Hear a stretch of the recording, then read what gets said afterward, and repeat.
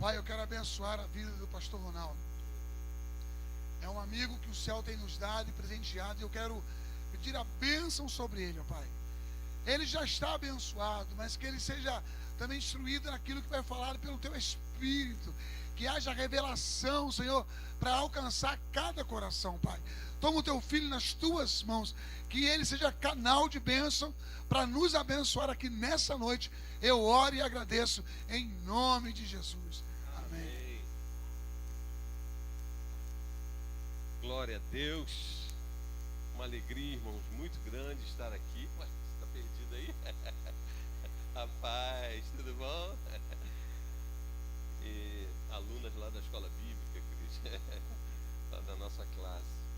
Uma alegria muito grande. Quero agradecer, pastor Anésio, sua esposa, né?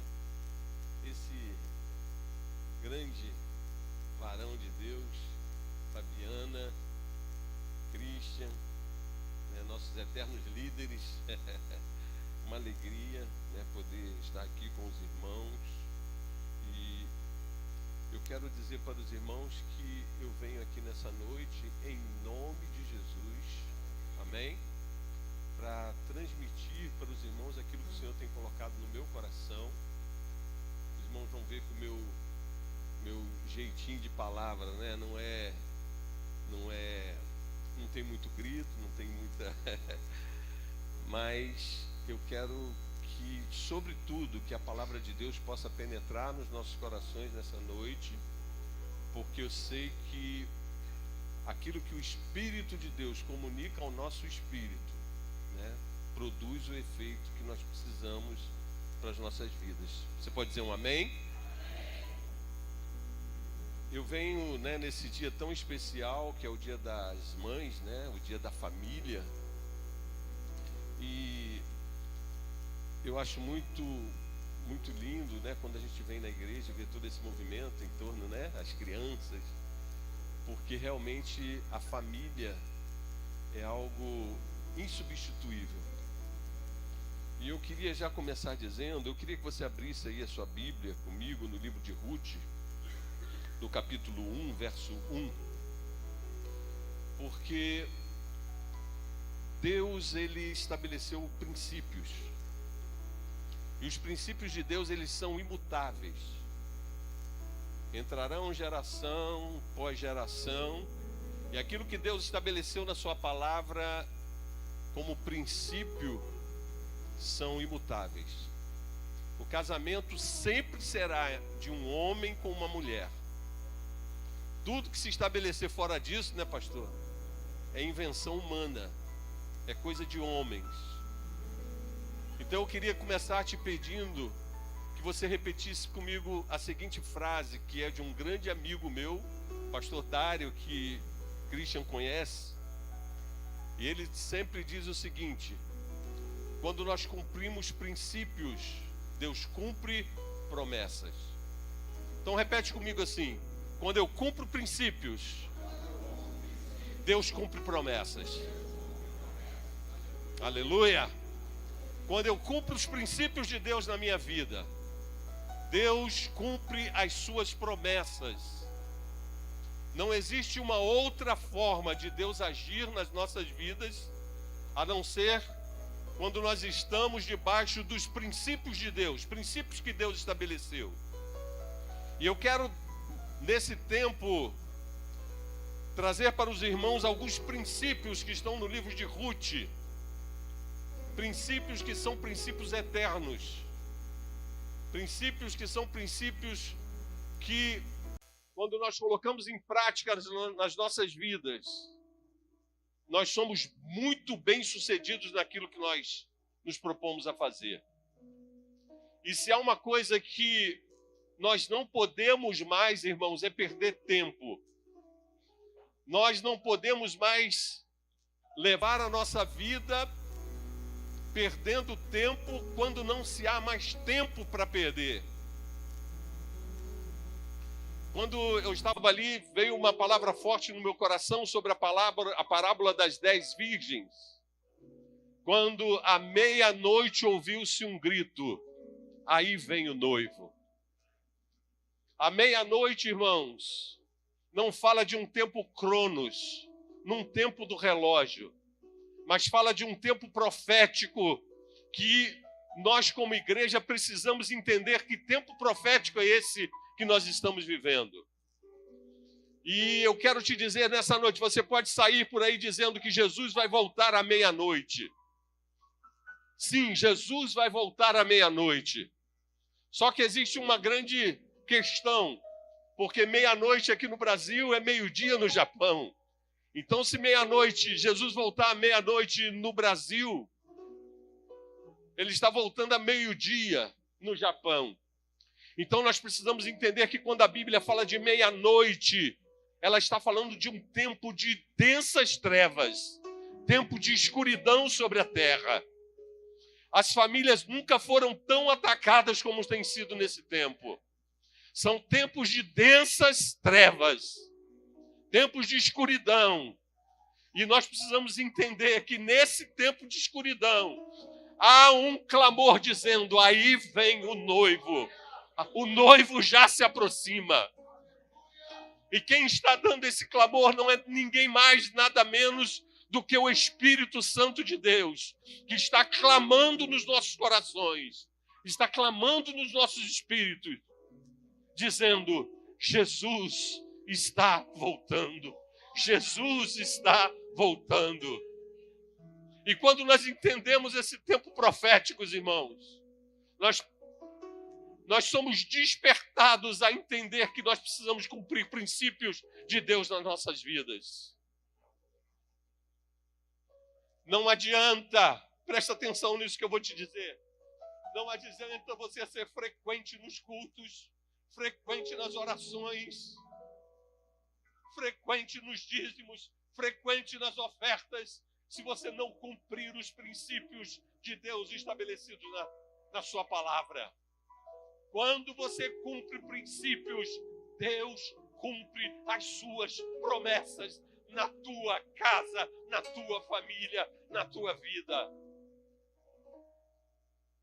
O livro de Ruth, e eu quero, de uma forma muito pausada, trazer para a nossa meditação nessa noite princípios que estão estabelecidos nesse livro.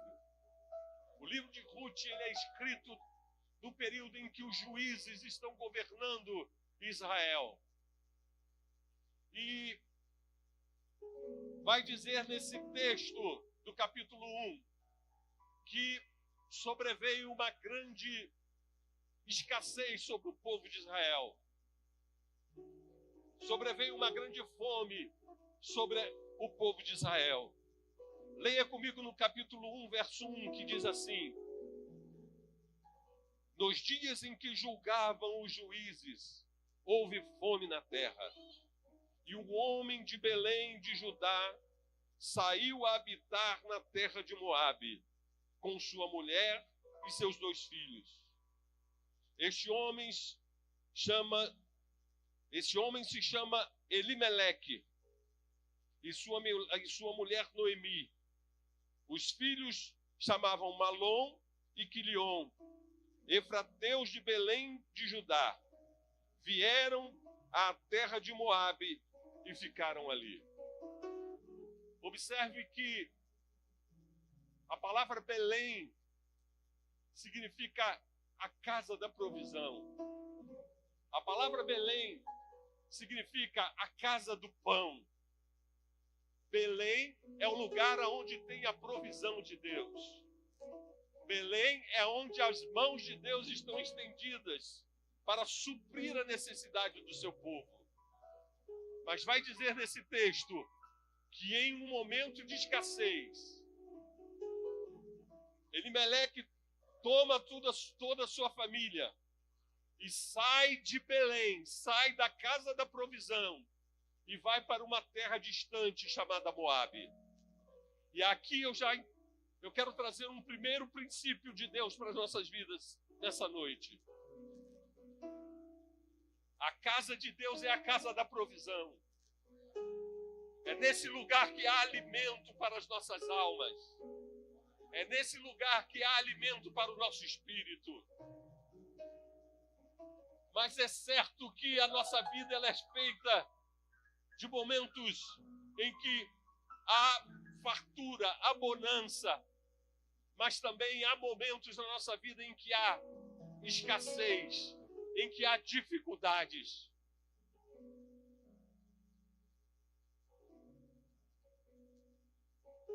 Quando nós entendemos que existem coisas que são inegociáveis,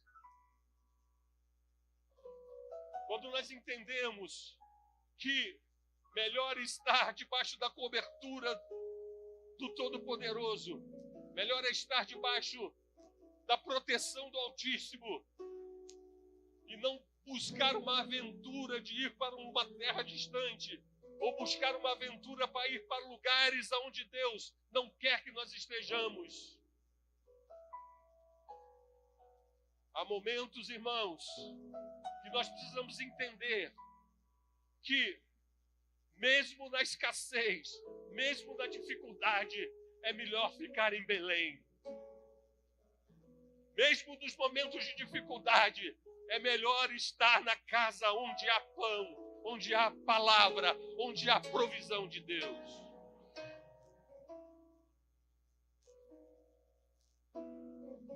O grande problema, irmãos, é que muitas vezes nós oscilamos nas nossas decisões. O grande problema é que nós muitas vezes não estamos preparados para enfrentar as dificuldades, as escassez da nossa vida. Quantas famílias têm passado por grandes dificuldades, porque os líderes dessa família, os responsáveis por essas famílias, tomam decisões de sair no momento que não é para sair, no momento que é para ficar. Nem sempre a escassez é sinal de que nós devemos abandonar o lugar onde nós estamos para ir para uma aventura em uma terra que nós não fazemos parte dela. Moabe, ainda que tivesse uma cultura, uma língua muito próximo da língua do povo judeu, mas era uma terra estranha, era um povo estranho, era um povo de uma outra cultura, que adoravam a outros deuses. E no momento da escassez,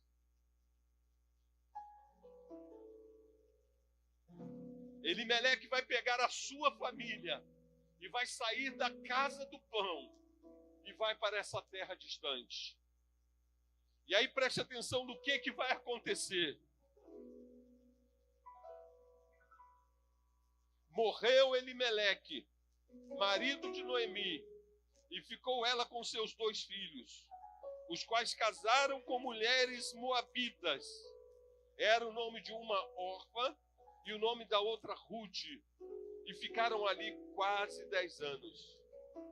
Morreram também ambos, Malom e Quilion, ficando assim a mulher desamparada de seus 2 filhos e de seus maridos. Imagina esse quadro, essa situação. Elimeleque toma sua família, sai com a sua esposa e seus 2 filhos.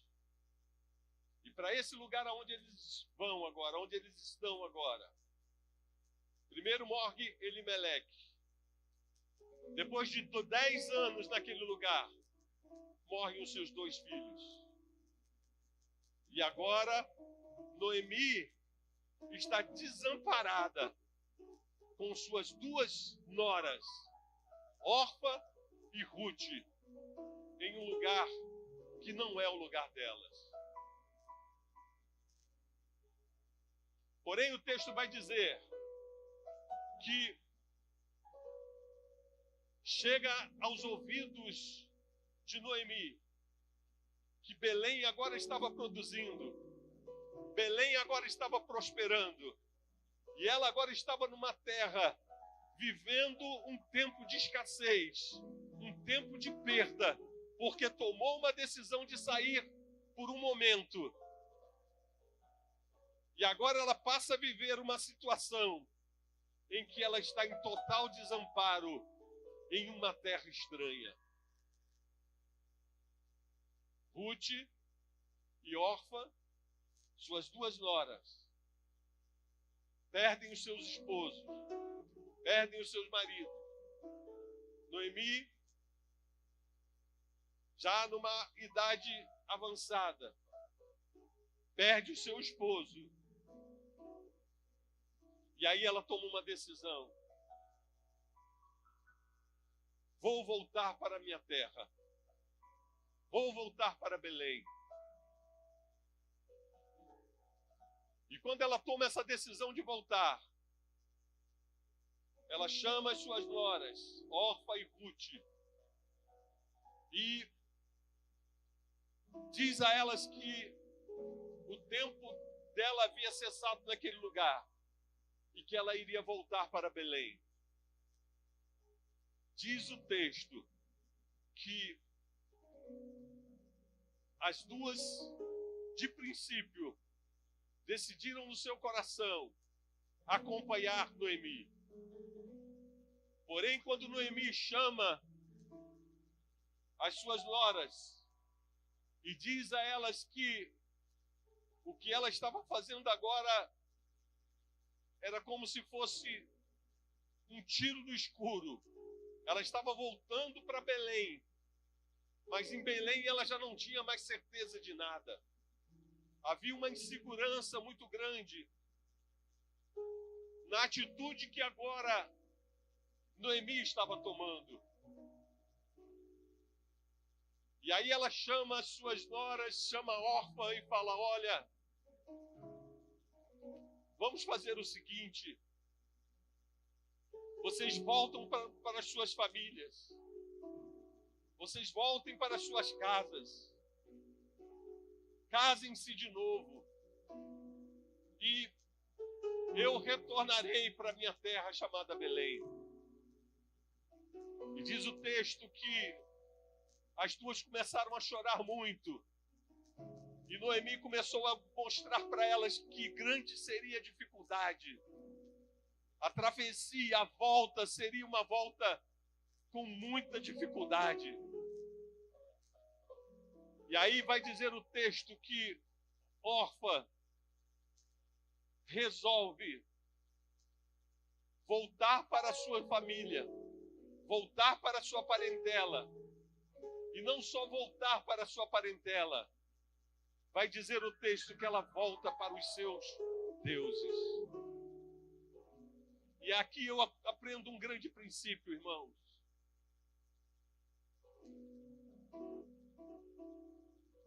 Nós precisamos andar com pessoas. E aí eu entro na família, eu entro no casamento.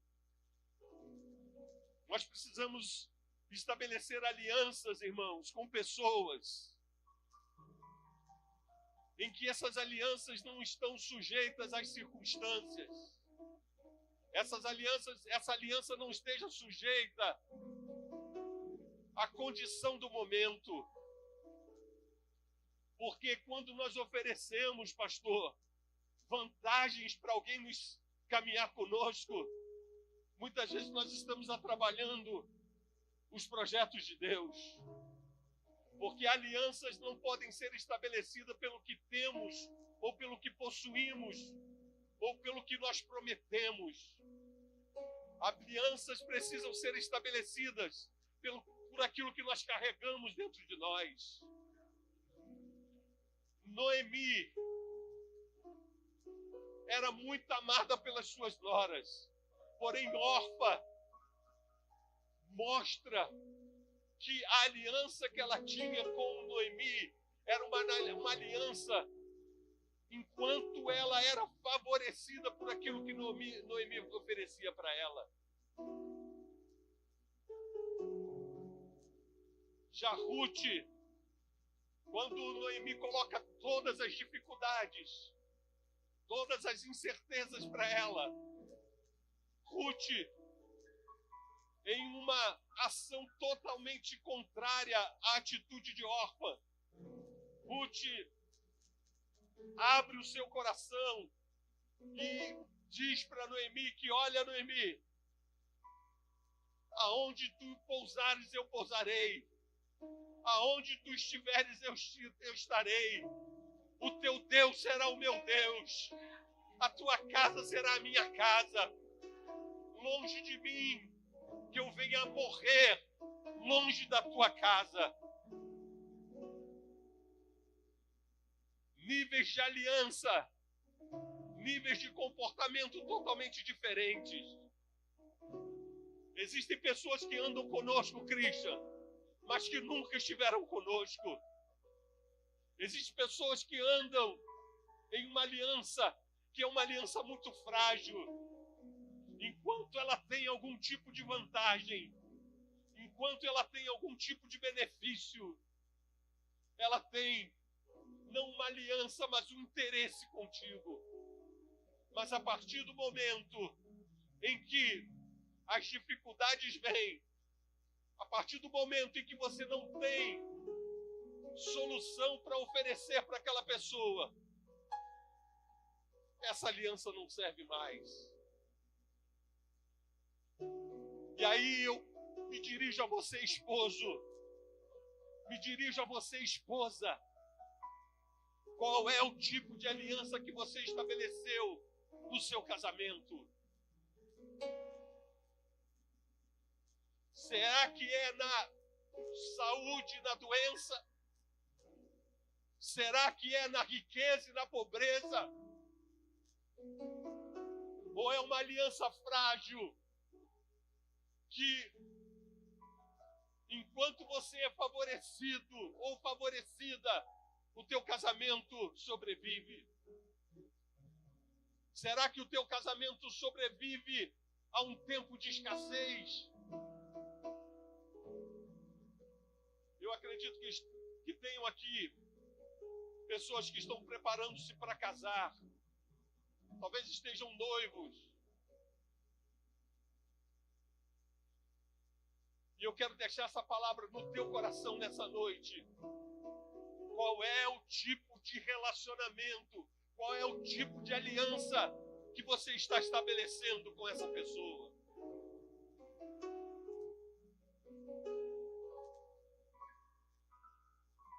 Ruth vira para Noemi e fala: longe de mim te deixar no momento da dificuldade. Longe de mim te deixar no momento da escassez.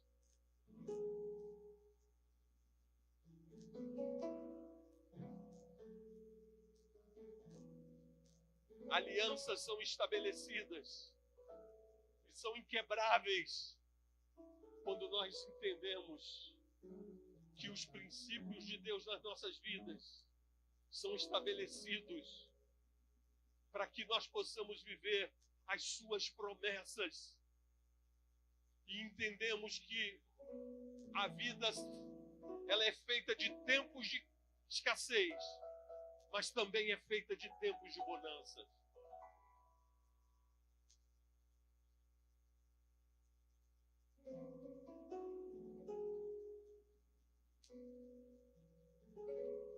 Olha o que diz o verso 4.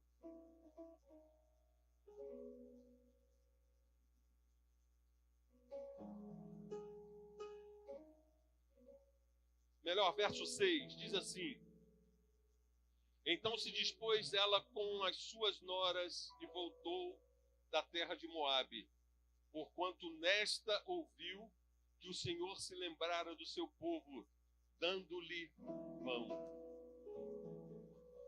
Saiu, pois, ela com suas 2 noras do lugar onde estivera, e indo elas caminhando de volta para a terra de Judá.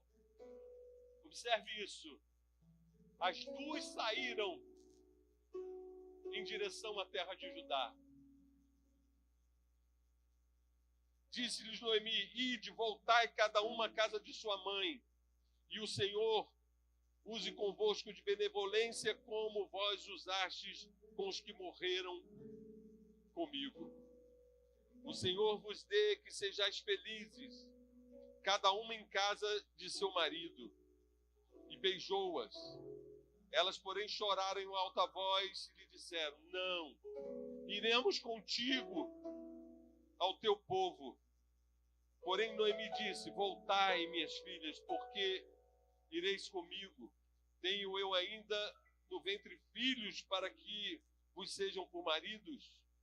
Tornai filhas minhas, ide embora, porque sou velha demais para ter marido, ainda quando eu dissesse: tenho esperança ainda que esta noite estivesse marido e houvesse filhos. E aí lá no verso 14, então de novo choraram em voz alta. Orfa, com um beijo, se despediu de sua sogra, porém Ruth se apegou a ela. Disse Noemi: eis que tua cunhada voltou a seu povo e aos seus deuses. Também tu volta após a tua cunhada. Voltou ao seu povo e aos seus deuses. Disse, porém, Ruth: não me instes para que te deixe e me obrigue a não seguir-te, porque aonde quer que fores, irei eu. Aonde quer que pousares, ali pousarei eu. O teu povo é o meu povo. O teu Deus é o meu Deus. É esse o tipo de aliança que você tem com o teu cônjuge? Aonde quer que fores, irei eu.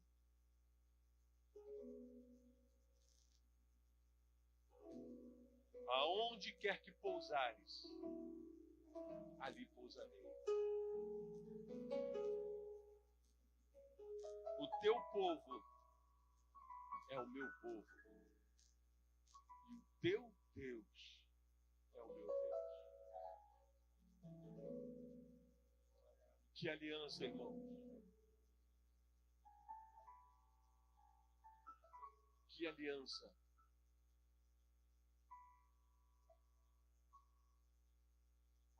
A Bíblia nos ensina, irmãos, que alianças são inquebráveis quando nós a fazemos, quando Jesus participa dessa aliança conosco.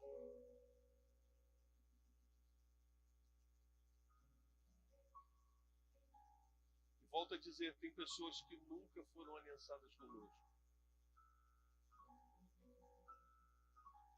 Sempre andaram por outros interesses, não pelos interesses do reino, não pelos princípios do reino, não por aquilo que Deus estabeleceu. Porque quem é aliançado com Deus nunca volta para os seus deuses. Quem tem uma aliança com Jesus nunca vai voltar em busca de outros deuses. Quem experimentou do grande amor de Deus jamais vai abrir mão da presença do Espírito Santo. Jamais vai abrir mão dessa presença que está aqui no nosso meio.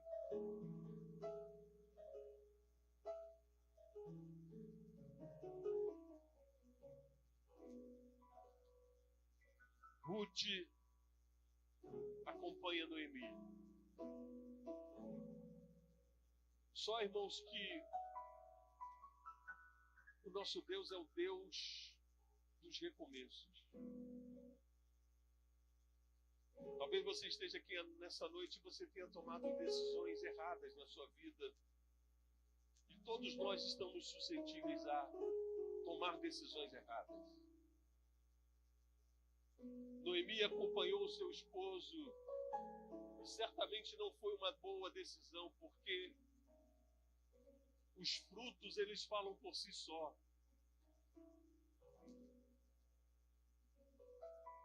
Uma das maiores convicções de que Deus está no propósito que nós estabelecemos é que venha a escassez, venha tudo que vier, a morte não chega. E não entenda a morte aqui como a morte física, mas a morte de sonhos, morte de projetos. Quando Noemi olha para a sua circunstância, para a sua situação, ela vê que ela já não tem mais uma família, ela já não tem mais filhos, ela já não tem mais a segurança da sua casa, mas ela está indo de volta ao encontro de tudo aquilo que ela um dia havia abandonado, de tudo aquilo que um dia ela havia experimentado. E a coisa mais linda, irmãos, é que o nosso Deus é o Deus dos recomeços. Sempre que você retornar para a casa do pão, sempre que você voltar para a tua Belém, sempre haverá provisão de Deus para a tua vida. Sempre haverá provisão de Deus para a tua família. Sempre haverá provisão de Deus para a tua casa. Noemi toma a decisão de voltar para a casa do pão.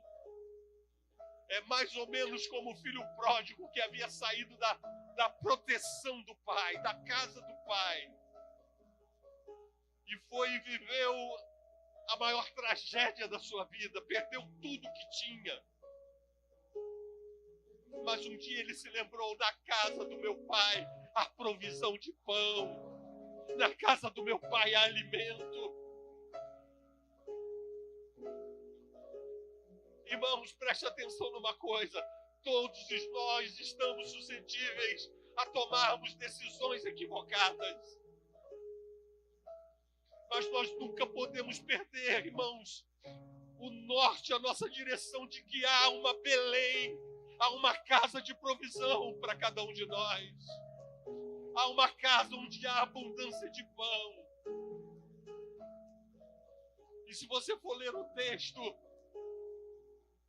vai dizer que quando Noemi resolve voltar, Belém estava vivendo um tempo de fartura, um tempo de provisão. E é exatamente assim que Deus faz, irmãos. Quando nós decidimos voltar. E não pense aqui que eu estou falando para pessoas que estão desviadas. Eu estou falando aqui para famílias que em algum momento perderam o rumo, perderam o sentido de estar na casa do Pai.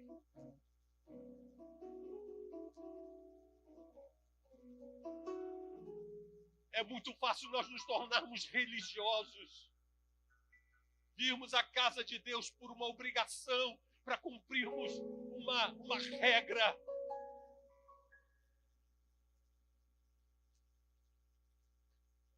É preciso, irmãos, entendermos que nós precisamos viver a provisão, vivermos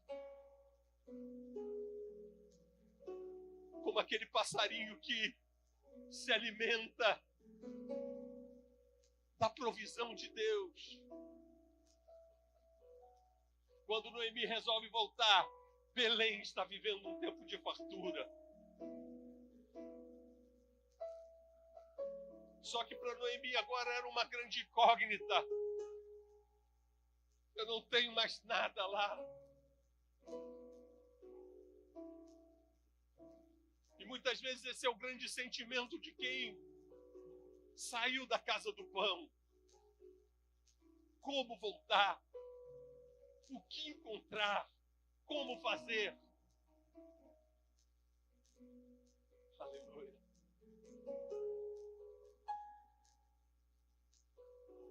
Noemi, caminha comigo essa caminhada. Noemi, Ruth ao seu lado.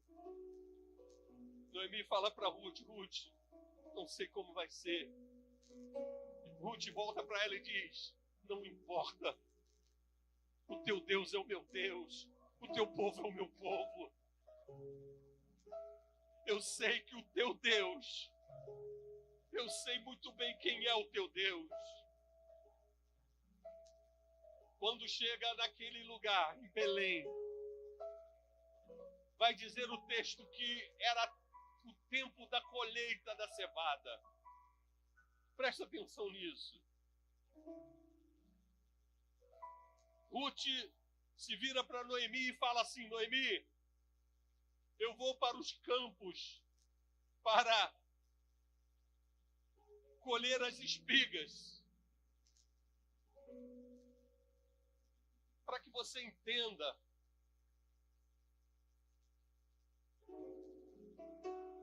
Deus estabeleceu na sua palavra que do fruto, imagina um pé de laranja. Olha como esse Deus é tremendo. Imagina um pé de laranja cheio de laranja, que está na propriedade de uma pessoa. Se eu vou no pé de laranja e pego uma laranja de algo que está na propriedade de alguém, eu estou roubando, tomando posse daquilo que não me pertence. Porém, Deus estabeleceu o seguinte, que do fruto que caísse da árvore seria como uma provisão para aquele necessitado. Deus estabeleceu isso na sua palavra. Depois eu vou mostrar para vocês aqui.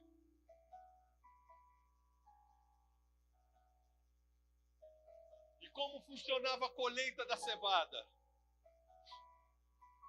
Quando Ruth se propõe a ir para participar da colheita da cevada,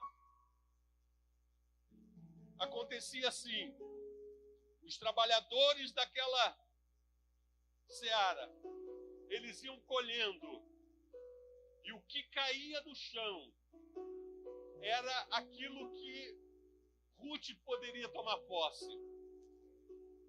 Porque aquilo que caía no chão era a provisão de Deus para o necessitado.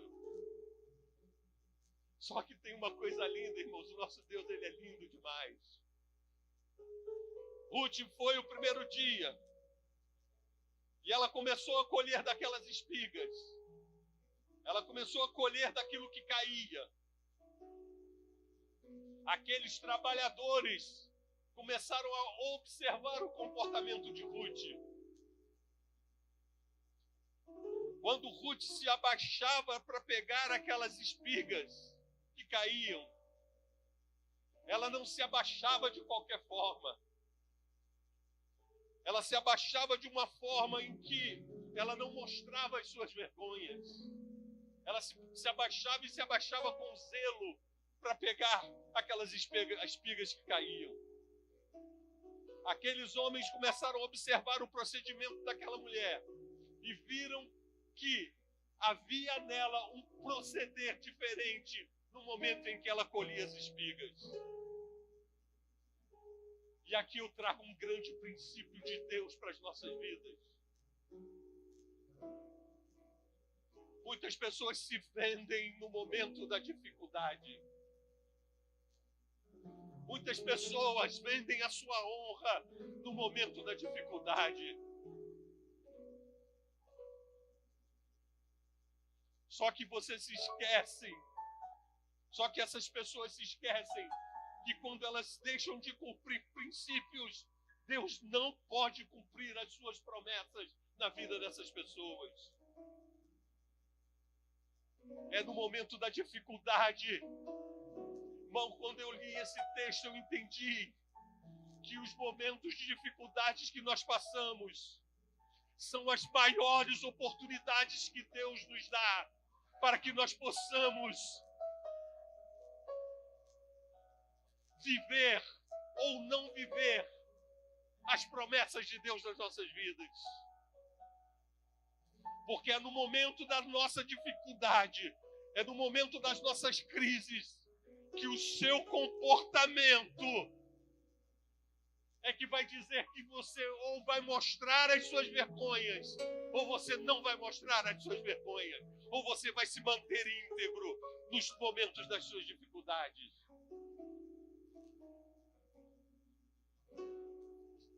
Os olhos de Deus estão sobre nós, irmãos.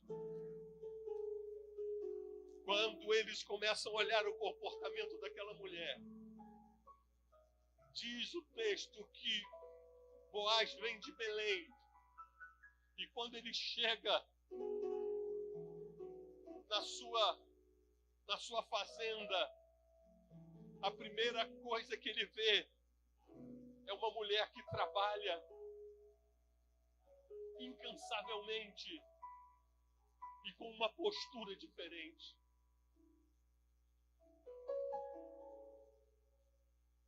E aí Boaz, ele tem uma atitude que eu entendo que é o mesmo jeitinho que Deus faz quando ele encontra um coração sincero. Boaz vira para os seus trabalhadores e diz assim: olha, essa mulher, enquanto ela estiver colhendo, vocês vão fazer com que propositalmente caiam mais espigas no chão, para que ela possa usufruir de algo, de uma recompensa pelo seu comportamento. Quando nós somos fiéis, irmãos, nós não vivemos na medida do que cai. Há uma medida extra de Deus.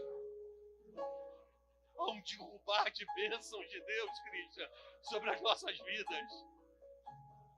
Há uma fonte que jorra e que não seca. Imagina isso. Ruth não estava entendendo nada.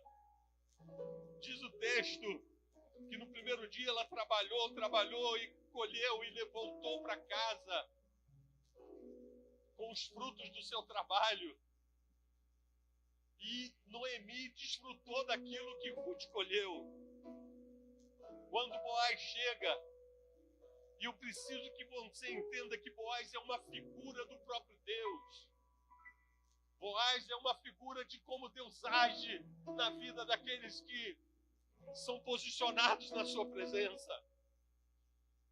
Quando Boaz chega e as notícias chegam, e as notícias de quem era Ruth, das notícias da fidelidade de Ruth para com Noemi.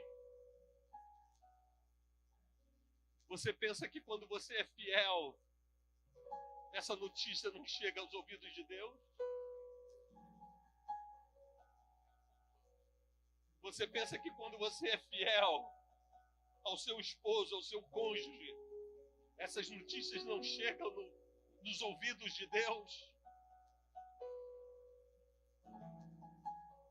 A primeira coisa que Boaz fez foi dizer assim: olha, Ruth vai beber da água que vocês bebem, e vai comer da comida, do pão, e vai tomar do vinho que vocês tomam.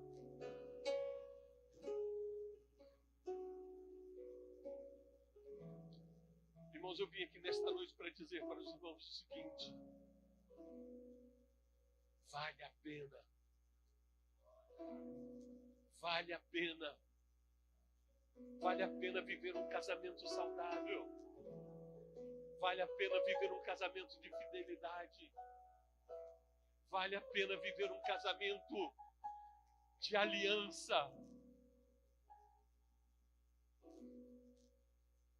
Quantos casamentos estão sendo desfeitos por quebras de aliança? E não entenda quebra de aliança só como traição, no sentido conjugal. Há uma quebra de aliança quando você decide não ir. Há uma quebra de aliança quando você decide não honrar.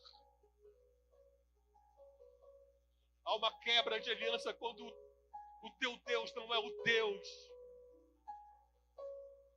de quem você se propôs andar.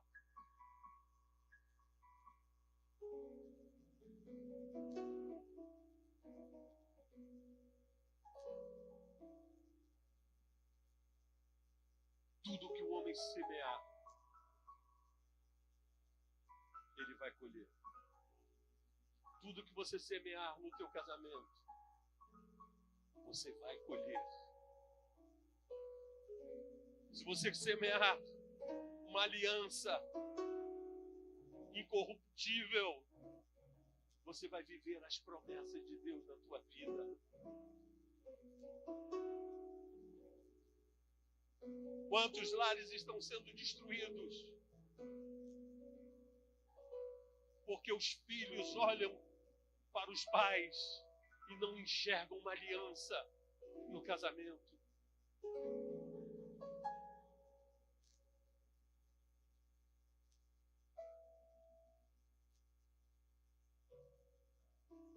Todos olharam para Ruth e viram nela um comportamento diferente. Ela não mostrava as suas vergonhas quando ela se abaixava. Ela tinha zelo consigo mesma. Ela sabia quem ela precisava honrar. E tudo que nós fazemos, irmãos, chega aos ouvidos de Deus. Os próprios funcionários de Boaz chegaram para ele e disseram assim: olha, essa mulher, ela trabalhou o dia inteiro. Por pouquíssimos tempos ela parou para tomar uma água, para comer alguma coisa. Mas ela trabalhou o dia inteiro trabalhando, o dia inteiro colhendo. E aí Boaz diz para os seus funcionários: ela vai comer do pão. Ela vai beber do vinho. Ela vai se assentar à mesa. Ela vai desfrutar juntamente conosco.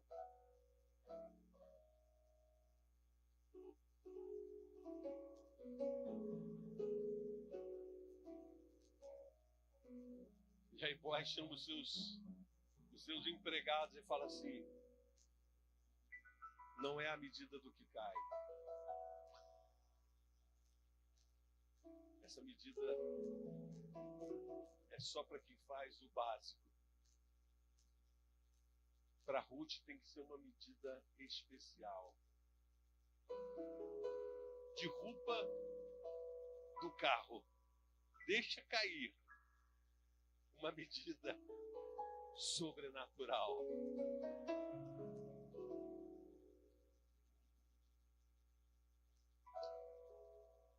Deixa eu te dizer uma coisa nessa noite, em nome de Jesus.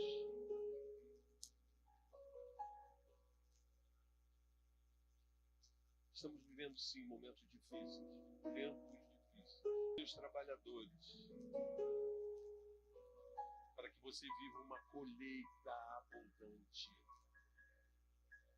uma colheita do transbordar de Deus, uma colheita do sobrenatural de Deus.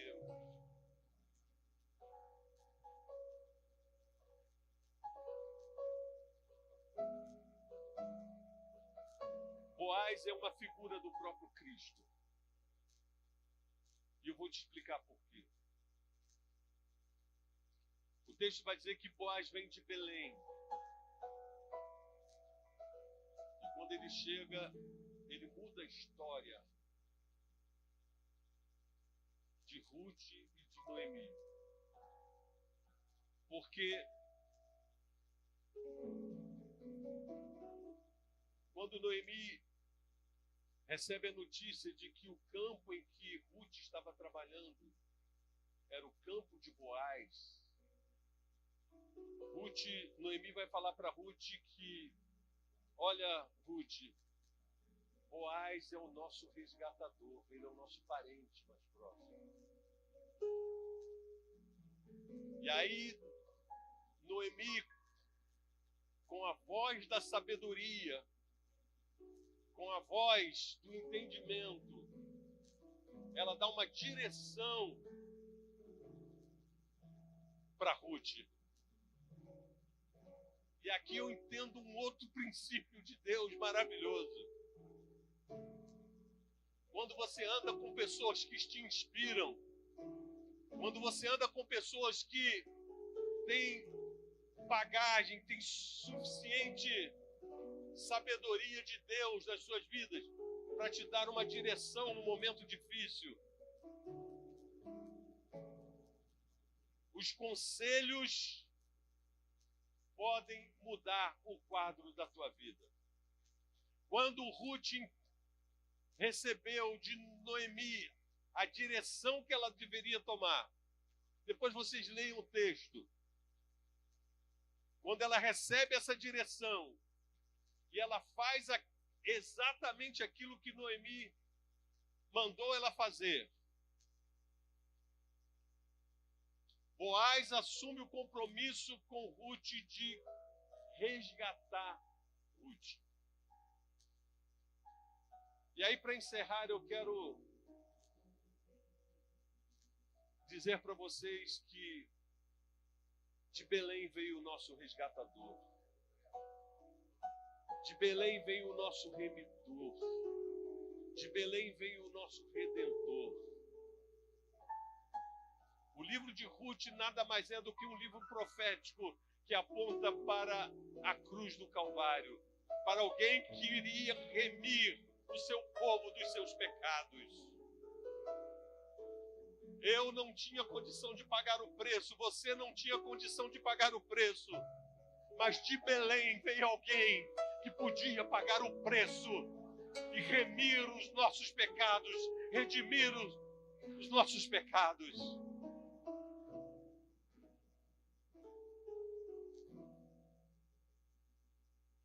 Jesus vem. E observe que Boaz, no texto você vai ver que Boaz era parente de Noemi. E por ele ser parente, ele tinha o direito de resgatar. Não só o direito, mas ele tinha até a obrigação de resgatar Noemi e Ruth daquela situação em que eles se encontravam. E ele vai e paga o preço do resgate. Dá uma super provisão para Ruth. E a história da vida dessas mulheres são transformadas por aquele que remiu, que comprou, que pagou o preço, que as tirou de um estado de miséria e as transportou para um estado, para viver um tempo de fartura e de bonança nas suas vidas. Como família, irmãos, nós precisamos entender que há um remidor, que há alguém que resgatou, que há alguém que pagou um alto preço para que nós não estejamos mais subjugados a viver uma vida de miséria espiritual e também de miséria material. O resgate que Cristo nos proporcionou, ele vai além, ele vai muito além do que só a eternidade. Só a eternidade já seria mais do que suficiente para nós. Mas o resgate que Cristo nos ofereceu, o resgate que Cristo nos proporcionou, ele nos dá o direito a vivermos um tempo de fartura espiritual nesse tempo de vida.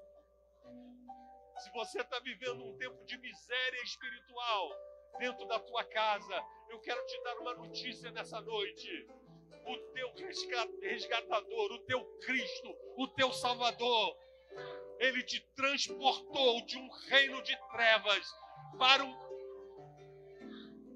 reino do seu amor.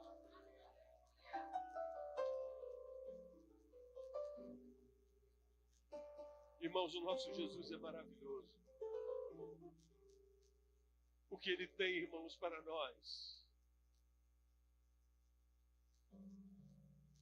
vai muito além do que os nossos projetos pessoais. É muito frustrante quando nós vemos uma igreja que caminha debaixo de migalhas. Porque não é essa a proposta do reino de Deus para a igreja. E não pense que eu estou falando aqui de riqueza material. Eu estou falando de riqueza de vida, riquezas espirituais. Porque quem tem Jesus, irmãos, não tem falta de nada. Quem tem Jesus na sua vida vive um tempo de fartura e não um tempo de escassez. Quem tem Jesus na sua vida é próspero. Tudo que ele coloca a mão prospera, Cristian. Tudo que ele coloca a mão avança, vai além. Essa é a proposta para as famílias. Essa é a proposta para a igreja. Deixa eu te dizer uma coisa nessa noite. Deixa de viver uma vida familiar medíocre.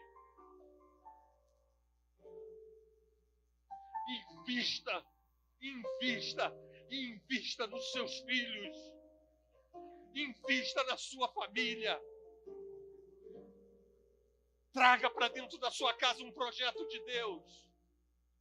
Viva dentro da sua casa um projeto de Deus. Seja influenciado pelas coisas de Deus dentro da tua casa. Deixa eu te dizer uma coisa, não seja religioso. Viva o Evangelho. Transpira o Evangelho. O Evangelho tem que ser o nosso combustível. Mas nós não podemos viver uma vida de religiosidade. Nós não podemos sair de dentro dessa casa e viver o caos lá fora. Até quando? Até quando, irmãos?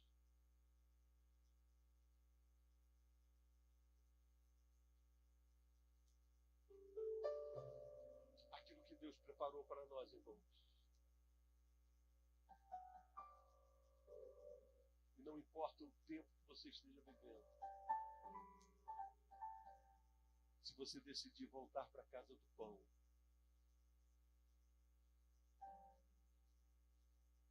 se você tomar a decisão nessa noite de ir para um lugar de onde você nunca deveria ter saído,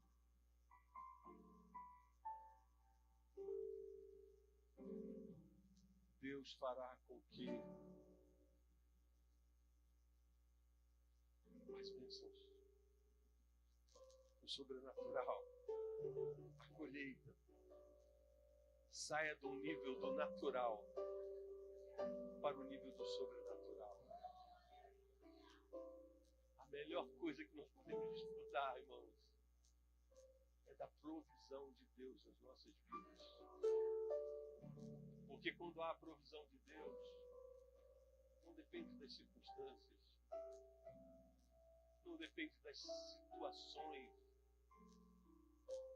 é depender de Deus. E eu queria convidar vocês, pastores, porque nós queríamos orar por você, família, que quer viver esse tempo do sobrenatural de Deus na tua vida. Esse tempo do sobejar. Vem aqui, pastor.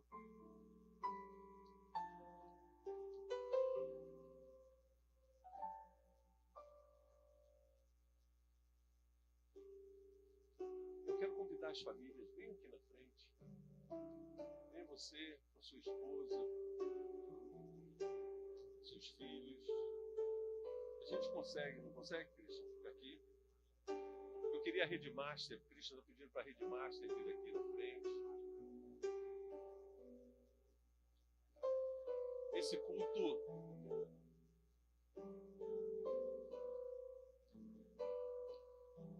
durante todo esse dia eu pedi a Deus, eu clamei ao Senhor, porque sinceramente, irmãos,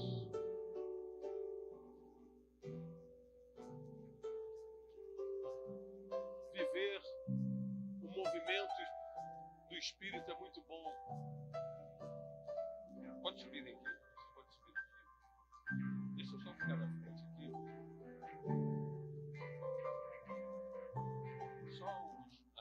ser aqui em cima, né? Quem vai receber a oração pode ficar aqui.